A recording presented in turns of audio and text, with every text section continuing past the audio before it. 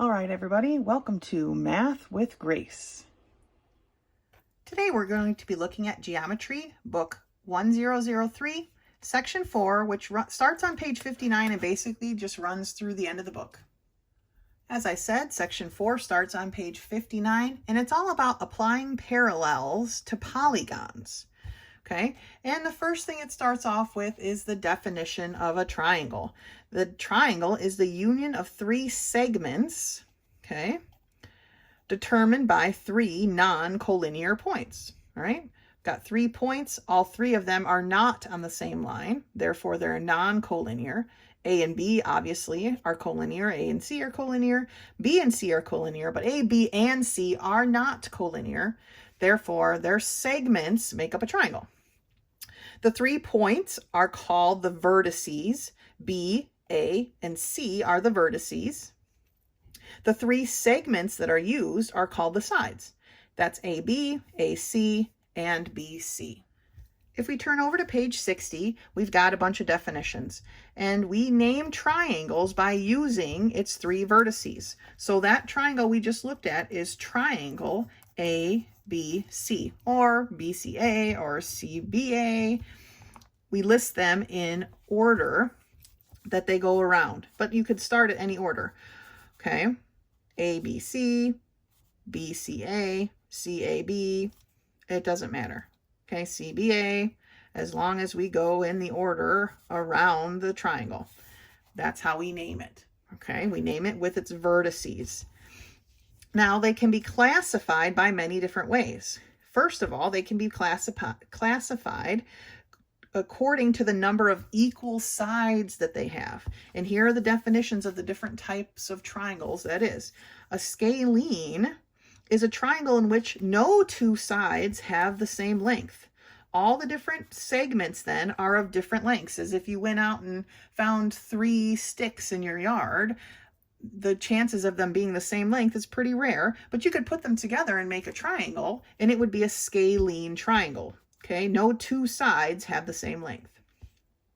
An isosceles triangle is a triangle in which at least 2 sides have the same length. Here, FD and FE are the same length. This is an isosceles triangle. At least 2 sides have the same length. For the next definition, I'm going to slide it over here because we need this triangle way over here, is an equilateral. Okay, and an equilateral triangle is a triangle in which all 3 sides have the same length. IG, GH, HI all have the same length, and it usually looks something like that. Okay, when something has the same size as something else, a segment or an angle, we can mark them equally so that we know they're the same. All right, those are the 3 types of definitions of triangles, or the categories of triangles based on their sides, based on their segments, okay? But triangles can also be classified by their measure of their angles, okay? An acute triangle is a triangle in which all 3 angles are acute. Now remember, the angles of a triangle equal 180 degrees, okay? No matter what kind of triangle we have, all of these inside angles added together equal 180 degrees. But in an acute triangle, all of the angles are less than 90. That's what acute means, right? Acute is an angle between 0 degrees and 90 degrees, okay? That's what an acute angle is. An obtuse triangle is a triangle in which one angle is obtuse. Now, obtuse, for review, angle is an angle between 90 and 180 degrees. Now you can only have one, because once it takes up that much space, remember, we've only got 180 degrees available to us. So there can only be one obtuse angle in a triangle, and therefore it makes it an obtuse triangle, okay? I am going to turn the page, but keep a look. You stay on this page and look at these definitions as we go. The next triangle is a right triangle, and that's this model F. There is one angle in this triangle that is a right angle. Now remember, a right angle equals 90 degrees. If there is an angle there can only be one, because if this one angle is 90 degrees, that only leaves us 90 degrees left for the other two. Okay, that means that angle F plus angle E equal the other 90 degrees. So neither one of them can be a 90-degree angle as well, because we only have 180 to deal with. Okay, that tells us that the other two angles in a right triangle are complementary angles. Remember, complementary means equal to 90 degrees. Okay, the last type of triangle listed there in your definitions is an equiangular triangle. That means that every angle is the same.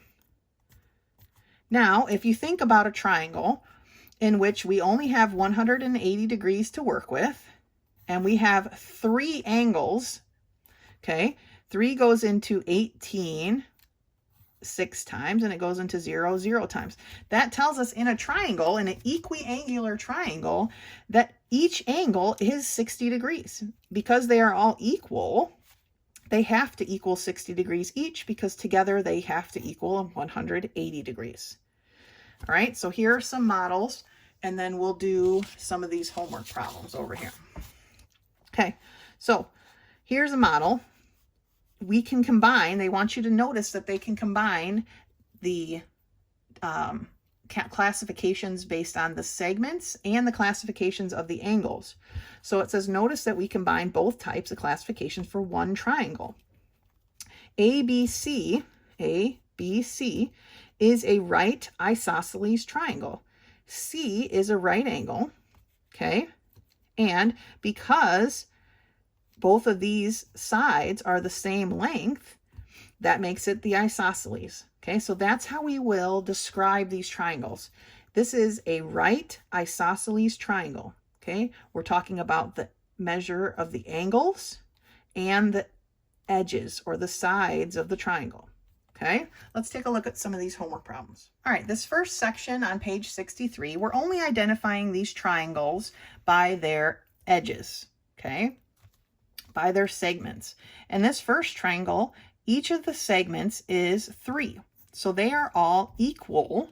If they are all equal, then it is an equilateral triangle. Equilateral triangle because each of the edges or the sides is equal. All right, let's look at number 4-2. 4-2, our triangle sits here like this, and it's one side is 3, one side is 4, one side is 5. None of the sides are equal. So if we look back to our definitions, that tells us that this is a scalene triangle, okay? Because none of the sides are equal. Looking at 4.3, we've got a 2 side and then 2 6 sides. We can mark them as being equal. So we have 2 sides of a triangle that are equal to each other. That tells us that this is an isosceles triangle, okay? A triangle with at least 2 sides in common or equal to each other. 4-4, we've got a side that's 11 and then 2 sides that are 12 inches or 12, whatever, units of measure. They are equal, so we can mark them as such. And because we have at least 2 sides that are equal, again, this is another isosceles triangle. Let's turn the page. All right, the next one at the top of page 64 is a triangle with a side that is 5, a side that's 12, and a side that's 8.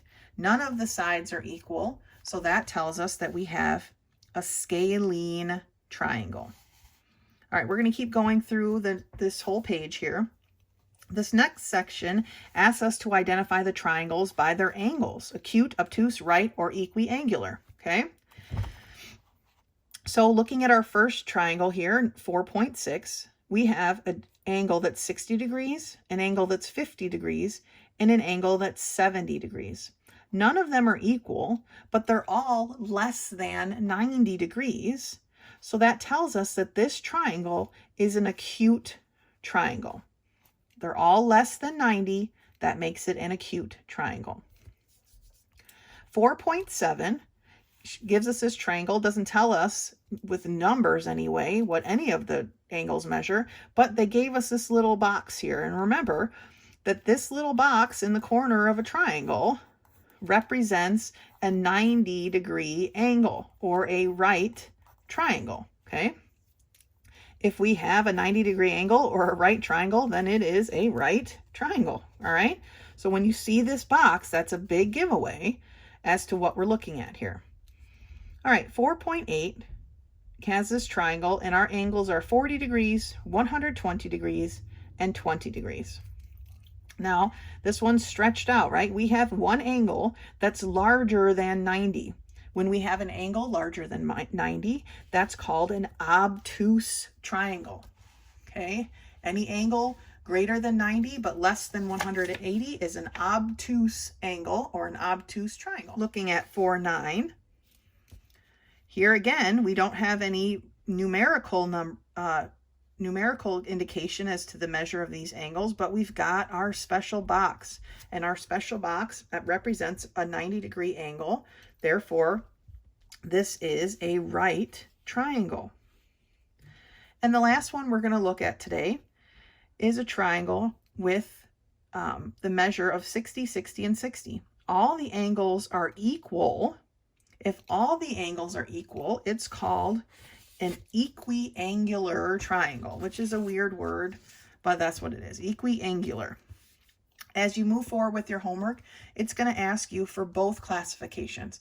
It's going to want the classification based on the sides, or the segments, okay, and the classification based on the angles. So make sure when you're doing your homework and your quizzes and tests that you're putting in the information that they want, whether it's just the angles or if they want both.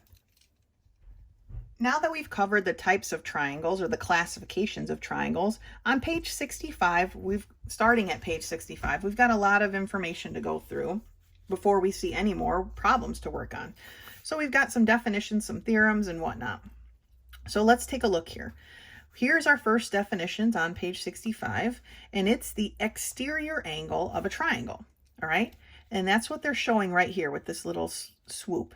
They're showing the exterior angle, and it's an angle formed by one side of a triangle and its extension. Okay, so they've extended, so here's one side of a triangle and the extension of the other side. This side has been extended. Remember, I told you when we were doing work before, if you need to extend the line, then do that, okay, if it helps you to see what you're working on. But this is literally what an exterior angle is. We are extending this line out farther, and it creates this angle here, okay? CBD, oh, I'm looking at the wrong thing, sorry. CBD is the exterior angle of triangle ABC, okay? CBD. Here is what I was pointing at before. ACE is the exterior triangle of ABC. And here, BAF is the exterior triangle of ABC, okay?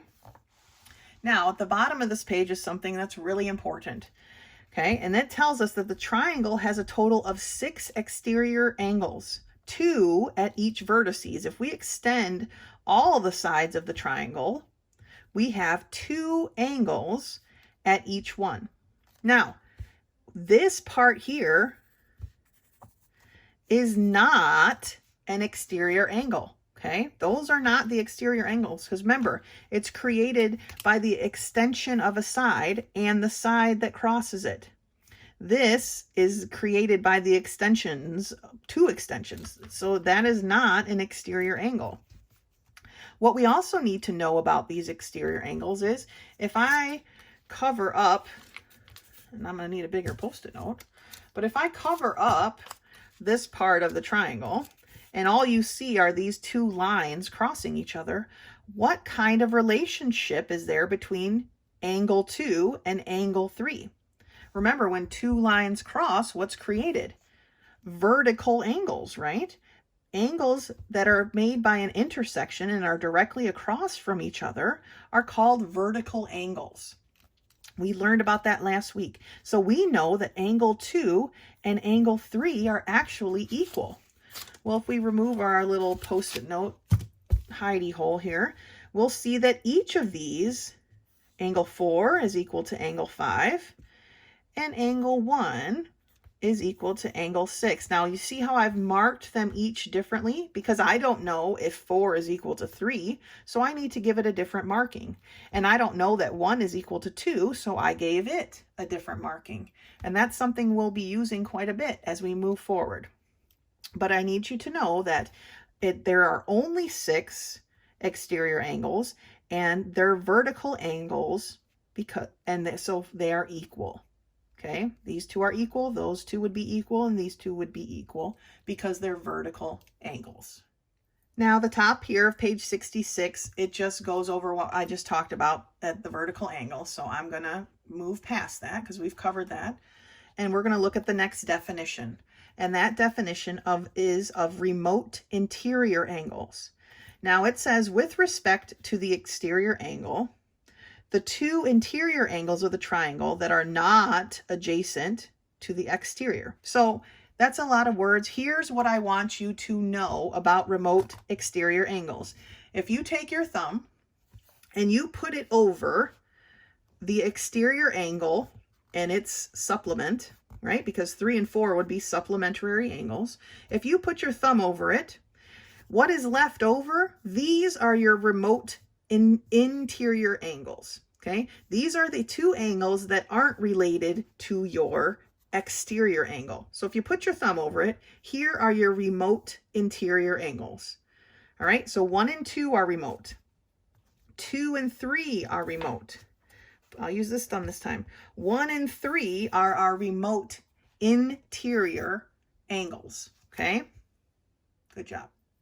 Now, when we're talking about extending, okay, to make exterior angles, right, we had to extend a line. When we're talking about adding a line to a drawing, we call those auxiliary lines. A line introduced to a figure to make a proof possible. Okay, we add those lines. Here is a drawing of one that they added, okay? And when we use auxiliary lines, you should show it in your figure as a dotted line, and it has to be in your proof. And here is where they wrote it in their proof, number 2. Through T, draw this line, XY, parallel to RS. So they've drawn in this line, and they've called it XY, and they've made it parallel to RS. Okay, and here's the reason, auxiliary line. All right, that is what you write when you write in an auxiliary line. Your reason will be auxiliary line. Don't worry about that P9 part. Your reason is auxiliary line. That's just what it is, because that is the definition basically of an auxiliary line. Okay, now that we understand that, it gives us this theorem 317, and I find it ridiculous, but here it is, just the same. The sum of the measures of a triangle, or the angles of a triangle, is 180 degrees. This is a theorem. If we didn't already know this, we needed to know a long time ago, right? But the sum of the measures of the angles of a triangle is 180 degrees. That means, looking at this drawing, that angle 1 plus angle 3 plus angle 2 equal 180 degrees. Okay, that's the sum of the measures of the angles. All right, and they've got a proof here if you want to read through it, but what I want us to know is this word here, corollary, that's at the very bottom, because when we turn the page, we've got some corollaries. And a corollary, it says, when a statement can be proved in a few easy steps by application of a theorem, the statement is called a corollary of that theorem. Now, you do not need to memorize these definitions. Like I said, use your theorems and postulates page on the back, because that's what we need to know, but we will have corollaries added to our postulates and our theorems. At the top of page 68 is again the definition of a corollary, a statement that is easily proved by applying a theorem. And here are your 4 corollaries that we are going to be learning. Now, like I said, these corollaries are listed on your theorems and postulates page. So while I don't expect you to memorize them right this minute, trust me, by the time you've used them enough, you'll know what they are. And again, I don't really need you using the word corollary 1. I need the definition, okay? The definitions are what is important, because when you go to talk to someone else who's in geometry, your corollary 1 may not be their corollary 1, depending on how their curriculum taught it to them. Just like your theorem 318 is probably not their theorem 318, okay? It all depends on how the book is structured. But let's look at these corollaries for now. They're based on that 317 theorem that the interior angles of a triangle are 180 degrees. Because of that theorem, they were able to come to these corollaries, right? Corollary 1, if two angles of one triangle, and I'm going to draw this out here because it's talking about two triangles, okay? If two angles of one triangle are equal to two angles of a second triangle, so here I've got these two angles are equal to these two angles, okay? Then the third angles, which is this one and this one, are also equal. And that makes sense, right? Because each of these triangles only has 180 degrees to work with.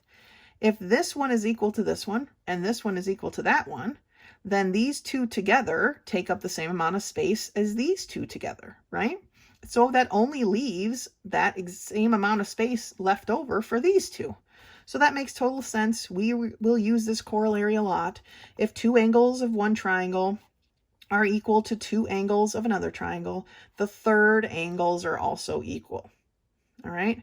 And we can write that like this: two angles of a triangle equal to two angles of a triangle, comma, third angles equal.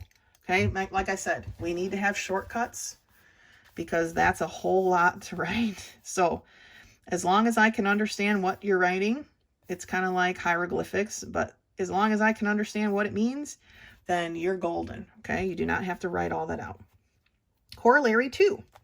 Each angle of an equiangular triangle has a measure of 60 degrees, right? We talked about that a couple pages back, right? Because our triangle only has 180 degrees to go, then if we divide it into 3 equal parts, then it has to be 60 degrees each. So if you're doing a proof or a bit of homework and it tells you that you have an equiangular triangle, then you know each angle has to be 60 degrees, okay? And you can state it that each angle is 60 degrees, and this is why. Corollary 2, each angle of an equiangular triangle has a measure of 60 degrees. Corollary 3 states that a triangle has at most one right angle or one obtuse angle. And again, we talked about that when we were talking about those different classifications, right? If a triangle has a right angle, that means the other two angles together can only be 90 degrees because we only have 180 to work with. And if we have an obtuse angle, which means it's greater than 90 degrees, then these have to be less together, have to be less than 90 degrees, and therefore we can only have one of each in a triangle. Okay, you can only have one right angle, or you can only have one obtuse angle. That's corollary 3. Corollary 4, the acute angles of a right triangle are complementary. And again, I talked about this when we were talking about right triangles, okay? If this is 90 degrees, and we only have 180 to work with, then we only have 90 degrees left for both of those. So if this is angle 1 and angle 2, then angle 1 plus angle 2 equals 90 degrees. And therefore, they are complementary angles. Okay? Those are our 4 corollaries. And that moves us into theorem 318.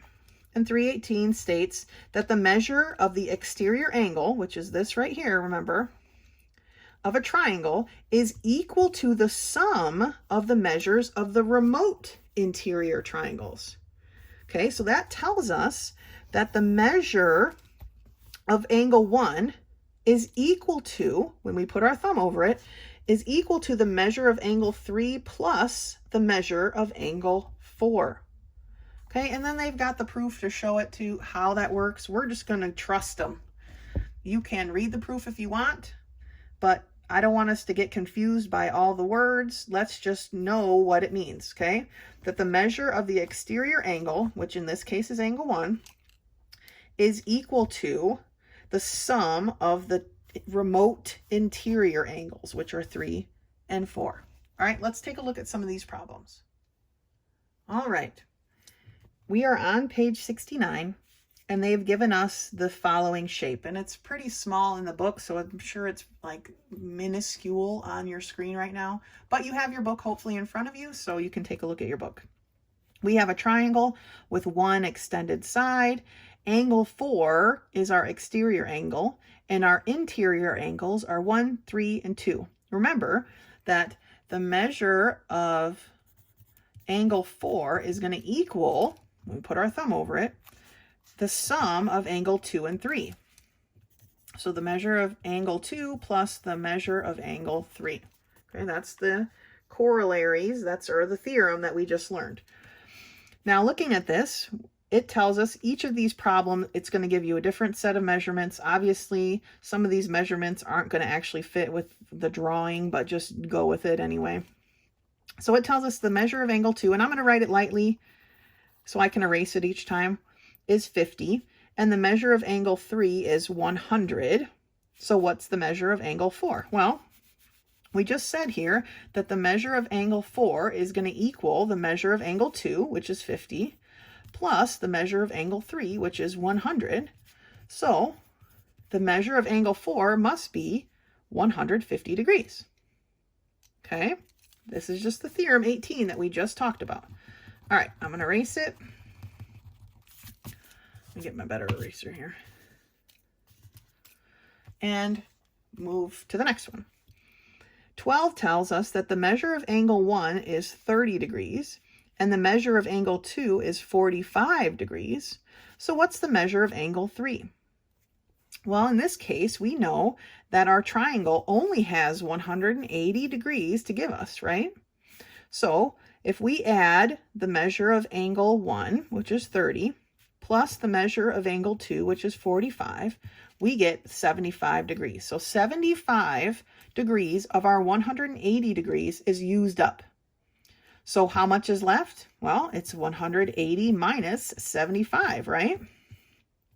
So when we do the math, we see that it's 105 degrees. Oh, and I wrote down the wrong thing. 105 degrees, okay? 180 minus 75 is 105 degrees.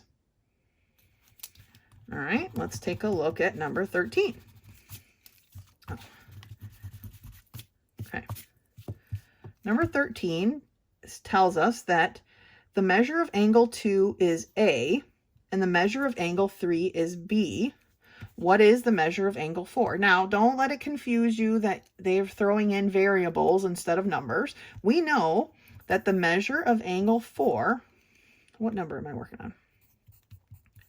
So my work's kind of trailing off here. The measure of angle 4 equals, right, we wrote it right here, the measure of angle 2, which is A, plus the measure of angle 3, which is B. Now, we don't have the ability to solve this because they didn't give us enough information, but we know that the measure of angle 4 equals A plus B. That's it, okay? I know it seems simple, maybe, and so because it's so easy, it's confusing, but don't let it confuse you. That's just what it is. When they give you variables, you plug them in, you substitute them in just like you normally would, and you find your answer. Okay, number 14. The measure of angle 2 is 40, and the measure of angle 4 is 150 degrees. They want us to find the measure of angle 3. Now we know the measure of angle 4 equals the measure of angle 2 plus the measure of angle 3, right? Our remote interiors. Well, let's just plug in the information that we have. The measure of angle 4, which is 150 degrees, is equal to the measure of angle 2, which is 40 degrees, plus the measure of angle 3, which we don't know. Now we can solve this like a regular algebra problem. Our 40 is being added. It's a positive, so we're going to do the opposite and subtract from both sides. Gets rid of it here. 150 minus 40 is 110 degrees equals the measure of angle 3, right?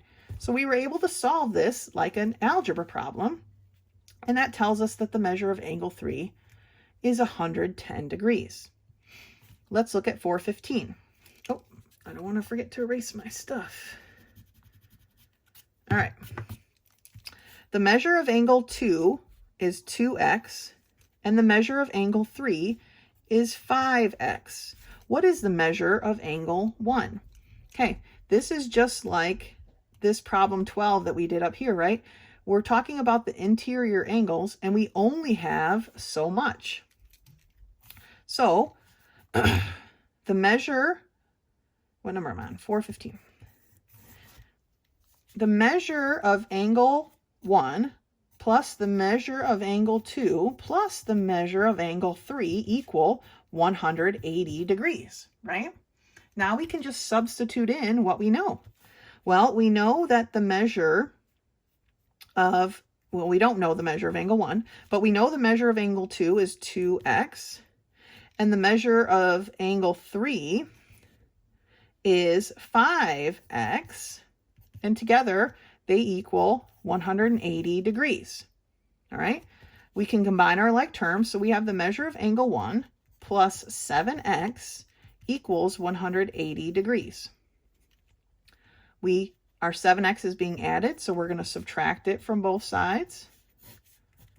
So the measure of angle 1 is equal to 180 degrees minus 7x. Now, we don't know right now what x is to actually subtract it from 180, so that is just our answer. That's the best we can do, okay? We can't answer it any different than that. Here, I'm going to turn my paper over here for these next two. Find x. Okay, so for these next two, they want us to find x. I turn my paper over so I can have some more room to work. 416. Let me erase my bits up here. All right, they tell us that the measure of angle 1 is 3x.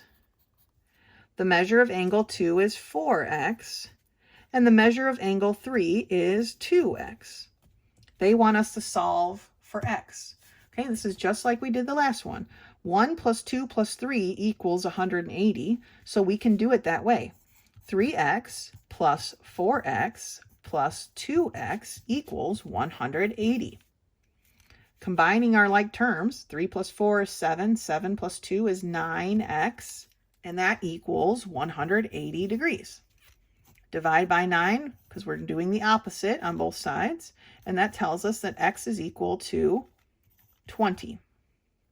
Okay, x is equal to 20. Using that, we could solve each of these, right? The measure of angle 1 is 3 times 20, or 60 degrees. The measure of angle 2 is 4 times 20, or 80 degrees. And the measure of angle 3 is 2 times 20, or 40 degrees. But our answer is 20 degrees. Okay, let's look at 17. Let me erase my numbers here.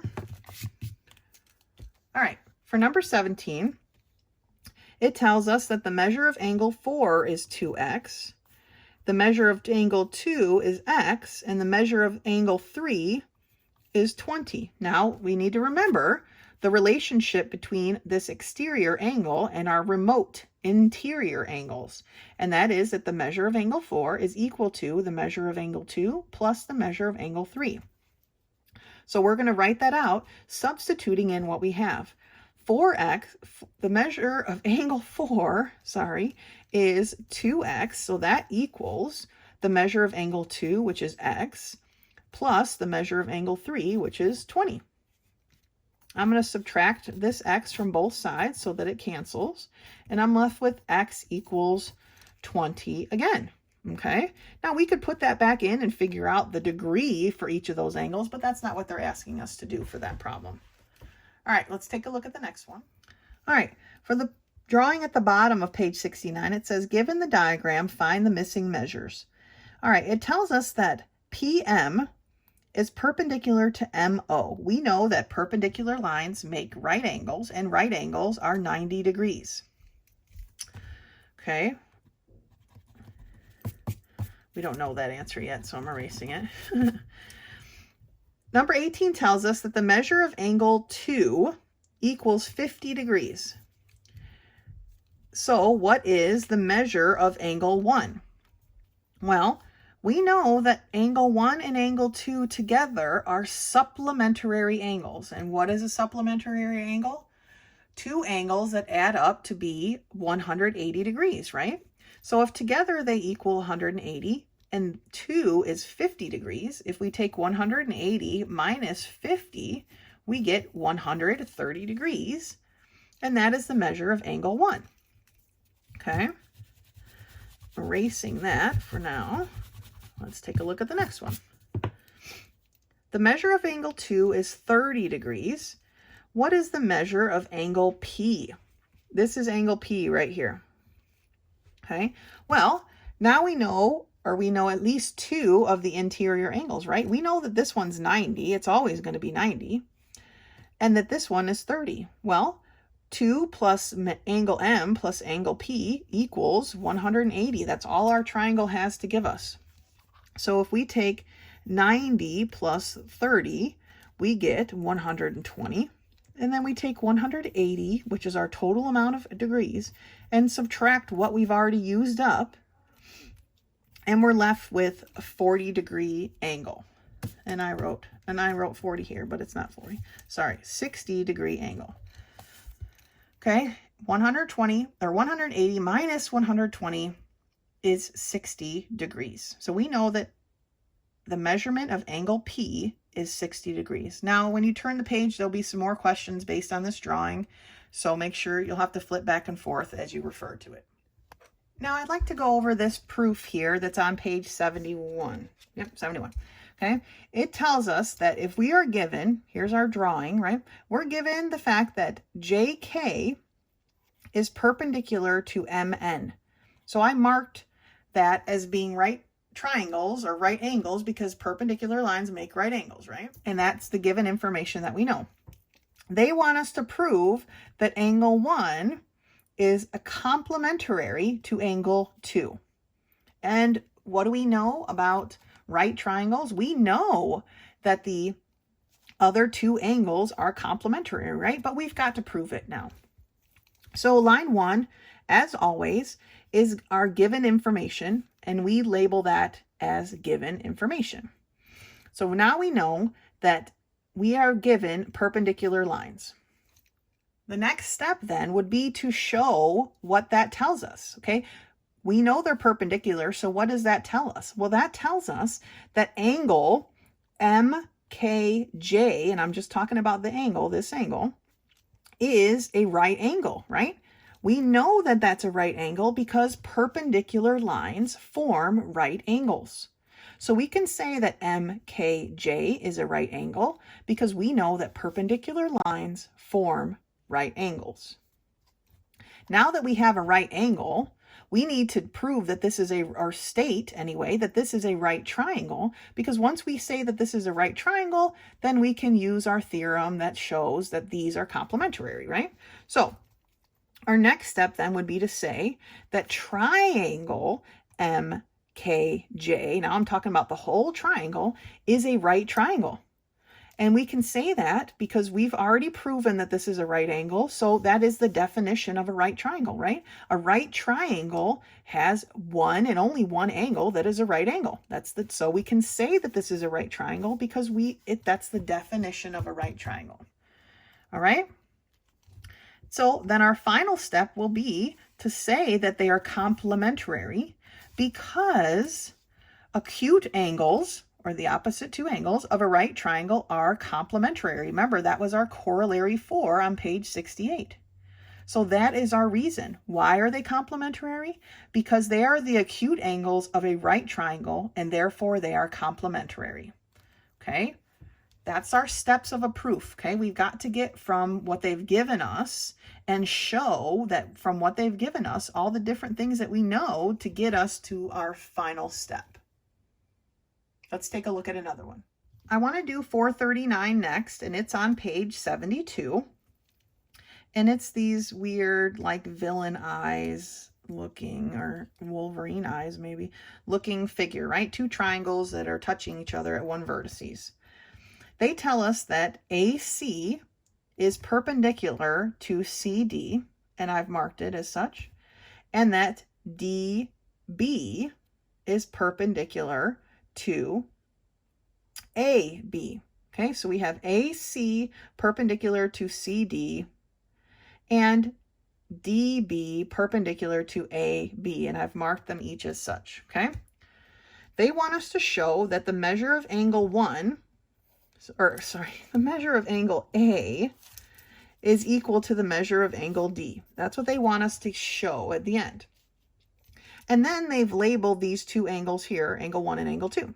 Now, note to you, because they won't do this for too much longer, but if they label a set of information, that's because it's important and they want you to use it. And before we start our proof, let's look at these angles. If they weren't part of a triangle, what could we say about angle 1 and 2? We can say it even though they are part of a triangle, but if it helps you to visualize it without, what do we know about angle 1 and angle 2? We know that they're vertical angles, right? Because these two lines cross each other. They're opposite each other, therefore they're vertical angles.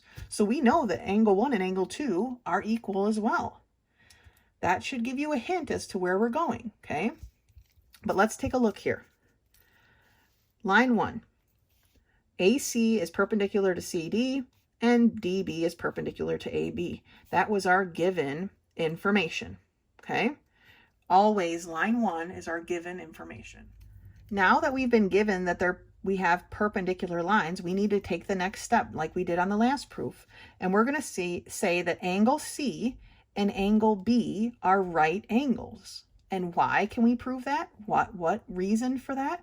We know that perpendicular lines create right angles. So we can say that these are right angles. Okay, we are trying to get to the fact that A and D are equal. Well, we learned a little while back about triangles. If two angles of a triangle are equal to two angles of another triangle, right? Remember that corollary?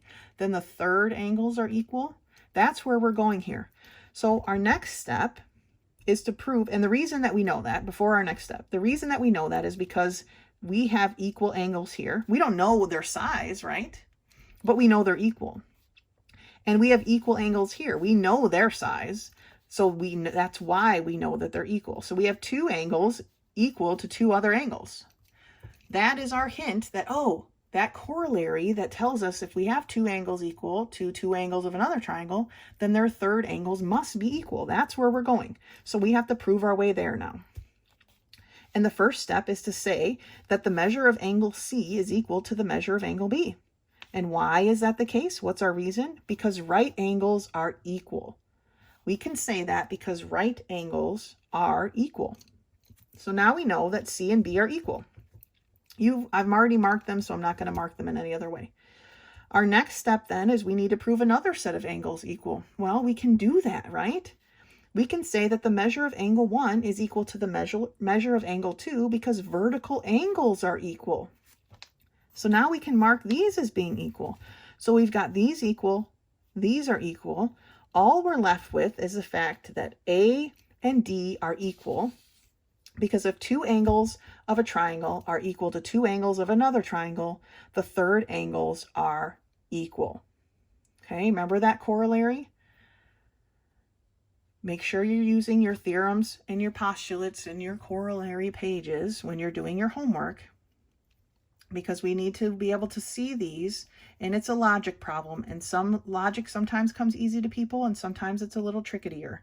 So if you are ever working through a proof and you're not sure where to go next, please contact me. I'm happy to help you with that next step. Okay, I'm happy to help give you the next step so that you can finish the proof. Okay, I don't want this to be a struggle for anyone. Let's take a look at the next section. All right, the next part starts on page 73, and it's all about polygons, other polygons. And remember, the definition of a polygon is any closed figure bound by three or more segments that intersect only at their endpoints. And the segments the segments are called the sides and the endpoints are called the vertices, but the segments cannot cross each other. Here are some polygons. Triangle, they're connected at their vertices or endpoints, okay? And they have their sides are all closed. There isn't any open spaces. These are not polygons. Okay, here, even though they are connected on their vertices, their sides cross. All right, here's again another crossing. Here is openness, right? They're not all connected together. Then here are basically two polygons put together, but that doesn't count as a polygon. Now, polygons are given names depending on the number of sides that they have.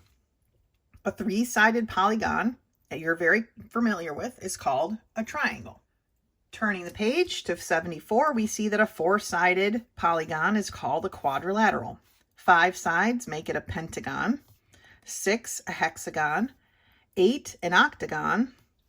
There's a 7 in between there, you know, and there's a 9 and a 10, and it goes on forever, because an n number of sides, which basically says we don't know how many sides it has, is called an n-gon. So if it had 110 sides, it would be a whatever the word number is for 110, but 110 gon. All right, because I don't know how to say that with just words like this. I'm sure there's a term, but it doesn't matter really to us. So the endpoints of one side of a polygon are called consecutive vertices. Okay, these two are consecutive vertices, and the two sides that have a common endpoint, so these two sides, or any two that share an endpoint, are called consecutive sides. Now we name a polygon by writing consecutive vertices. Here at the top of page 75 are those definitions again. But we name a polygon by writing its consecutive vertices. Okay, this is polygon A, B, C, D, E. Okay, it is not polygon A, D, B, C, E. No. When you read polygon A, B, C, D, E, you should be able to go, okay, here's an A, here's a B, here's a C, here's a D, and here's an E, and you basically can recreate the polygon based on its name.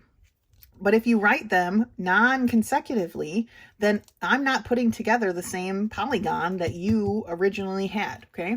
So we have to write them. Now you could start anywhere. It could be D, E, A, B, C, as long as you're going around it with consecutive vertices, okay? The next information about polygons is the diagonal of a polygon, and that's a segment joining two non-consecutive vertices. So now we're connecting the parts across from each other. Looking back at this shape here, we could draw AD and AC, and then BE and BD. Okay, all of those are diagonals of polygons. Turning to page 76, we have another definition, and that is regular polygon. And a regular polygon is a polygon with all angles equal and all the sides are equal. So all of the interior angles are equal and all the sides are equal on the outside, no matter what. The 110 gon, same thing. Now, for our work, we will mostly be working with regular polygons, because once you get outside of that regularity, it's very difficult to do the math. It's not impossible, but it's very difficult. So most of our work, even though it may not say it every time, is based on regular polygons, okay? Theorem 319, which is also on page 76, tells us that the sum of the measures of the angles of a quadrilateral are 360 degrees. Now, this quadrilateral, they drew like this because they did a proof. Goes on to the next page. But I just want us to look at a rectangle. So when they're talking about the sums of the measures of the angle, they're talking about these interior angles. Okay, the 4 interior corners. These y in this case. But they all equal 360 degrees. So when we're talking about a regular polygon, and therefore it's a regular quadrilateral, which is a square, right? They all equal 360 degrees. So just like our equiangular triangle, if we take 360 and divide it by 4, though this time, because we have 4 angles, we see that they are all 90 degrees, which is why it's a square. Okay, squares have 90-degree angles. Now the bottom of page 77 has the information that we're going to be working with for most of the rest of this section. And it's this chart here. And it tells us that our quadrilateral, right, a polygon with 4 sides, has one diagonal, which is in this drawing right here, okay, from one vertices. So each vertice would only have one diagonal. Now this triangle, or this quadrilateral, has more than one in total diagonals, but each vertice there only is one. Whereas this polygon, right, it has more than one at each vertice. From this vertice of A, there are 2. All right, so that's what this means. In a quadrilateral, each vertice only has one diagonal.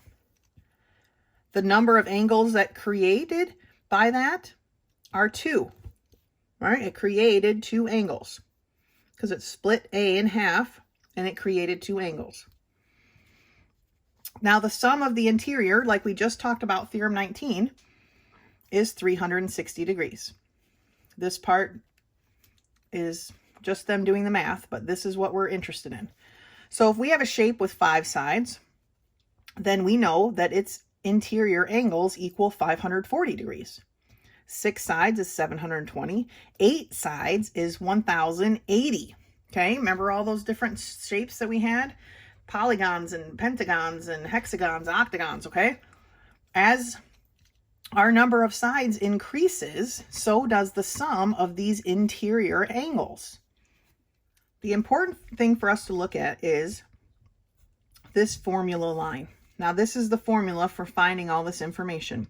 If we have n number of sides, say we had 110, the number of diagonals from one vertex would be 110 minus 3, or 107. The number of angles created by that would be 110 minus 2, or 108, okay? And the sum of the angles would be the 110 minus 2, or the 108, times 180. So let's do that. 108 times 180. So the sum of the interior angles would be 19,440. Now, you could do this for we could do this for a quadrilateral or this hexagon. It doesn't matter. This formula is what's important, though, and that's what we need to remember. This formula is not on your postulates and theorems page, but I say you should write it on there. Write it in there. You don't need all this extra stuff, but write the formula in there so that you have it when you take your quizzes and your tests. Let's turn the page and see what's next. All right, looking to page 78 is some more information, and here's what it tells us. They've got the proof, or, well, the mathematical equation part of it here. But basically, all of our polygons can have exterior angles, right? They all shoot out the edge, just like the exterior angles of our triangle. But what we need to look at through this math here is that no matter the number of sides of a polygon, the sum of the exterior angles, okay, so this, all the way around, is always 360 degrees. Never more, never less. Our exterior angles will always equal 360 degrees, no matter the number of sides that we have. No matter if our polygon has 110 sides, the exterior angles created, and they all have to go the same way. We can't have this one coming this way and this one coming, that doesn't work. Okay, they all have to go the same way. But these exterior angles all equal 360 degrees. All right, let's take a look at some of these homework problems. All right, 440. In 441, they ask us to draw all the possible diagonals from one vertex of these polygons and then tell how many triangles are formed. Basically, the information that we get from that chart, but they want you to visually see it. So I'm going to start with this vertex, right? And I'm going to draw the diagonals that I can from there. I can only draw 2 diagonals. So how many triangles are formed? Well, there's 1, 2, 3 triangles are formed. So 3 is my answer. Looking at this hexagon, if I choose this vertex, and you can choose whichever vertex you want, it doesn't matter, and I draw my diagonals, okay, I drew 3 diagonals, but how many triangles did I form? I formed 1, 2, 3, 4 triangles. So 4 is my answer. The first problem I want to look at is problem 445, and that's on page 79. And to make it easier on us, I wrote the formula like I told you to on your theorem and postulate page, okay? I wrote the formula, or the important part of these sums, diagonals, triangle bits, all right? So 445 reads, a polygon is such that when all the diagonals from one vertices are drawn, so diagonals from a vertices, 11 triangles are formed. So how many sides does this polygon have? So we know that 11 triangles are formed. They drew diagonals and formed 11 triangles. So 11 is equal to n minus 2. N being the number of sides, and that's what they're asking us. If we add 2 to both sides, we find out that there are 13 sides of this shape, this polygon. So it's a 13gon, all right? That's how many sides this shape has. Let's look at 446. 446 asks us the sum of the angles of a 7gon. Okay, so they've given us a 7gon, which I think is called like a septagon, but 7gon it is. So they want to know the sum of the angles. So they want this. Well, we know the n, right? N equals 7. So we just need to plug that in. 7 minus 2 times 180. 7 minus 2 is 5. So 5 times 180 is what? Well, 5 times 180 is 900. Okay, so a 7gon, the sum of their interior angles is 900 degrees. Okay, let's take a look at one more. If you turn the page to page 80 and look at number 455, I'm doing this one because this one's pretty complicated.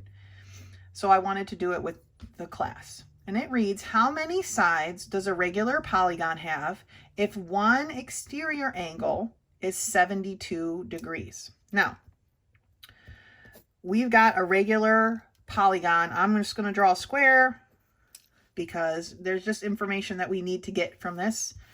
And here's how it starts. Okay, the exterior angle that I've drawn here is, they've told us it's 72 degrees. So with that information, whether this was a quadrilateral or 110gon, we can figure out the measure of this angle. Because together, what are they? Their ends form opposite rays, right? So they are supplementary. So we can take 180 and subtract 72 and find out that this interior angle is 108 degrees. Okay, so now they're asking us, how many sides does a regular polygon have if one exterior side is angled? We're looking for how many sides. We know that 108 degrees is our interior angle.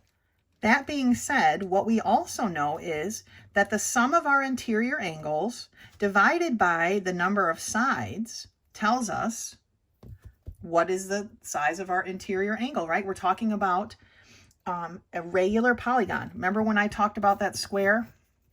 And we knew that because it was a quadrilateral, that their inside interior angles were 360. Well, because it's a regular shape, I know that they're all equal, and I just divided by 4. Well, I'm going to do the same thing here, except I don't know the information. So we're going to use these formulas. So we're going to use n minus 2 times 180, which is the sum of all the interior angles, okay, divided by the number of sides, just like I did here, except we know that that equals 108 degrees because we know that each interior angle is 108 degrees. We figured that out by the fact that they gave us our exterior angle. Okay, so we've got the sum of all the angles divided by the number of sides, just like we did with our square. The sum of all the angles on the inside divided by the number of sides equal to what we already know to be the interior angle size. Okay, now we solve this like a regular algebra problem. I'm going to multiply by n on both sides, which cancels my n here, and I'm left with n minus 2 times 180 is equal to 108n. I've got to do my distributive property here. So that tells me that 180n minus 360, right? 2 times 180 is 360, equals 108n. I'm going to move my 108n so that I keep a positive variable. So I'm going to subtract it from both sides. Okay, 180 minus 108 is 72n, right? Okay, we're kind of back to where we started here. Minus 360 equals 0 at this point because we have nothing left there. But let's add our 360 to both sides. Okay, 72n equals 360. 72 is multiplied by n, so we're going to do the opposite and divide. So we find out that our n equals 5. So this shape has 5 sides. Okay, and we did that by taking the sum of the interior angles, which we didn't know, but we have a formula for, divided by the number of sides, which we didn't know, but we had a variable for, and we set that equal to the size of one side, which we figured out here. Okay, the one angle, I'm sorry, the size of one angle. All right, and then we just did math all the way through. So there's a bunch more problems like this. If for some reason you come across one that you are kind of confused on, or you're not exactly sure how to set up, please send me a text and let me know. I'm happy to help you get the setup done so that you can do the math yourself. But none of this should be a struggle. So if you find yourself struggling, please contact me so that I may help you. That's my job and I'm happy to do it.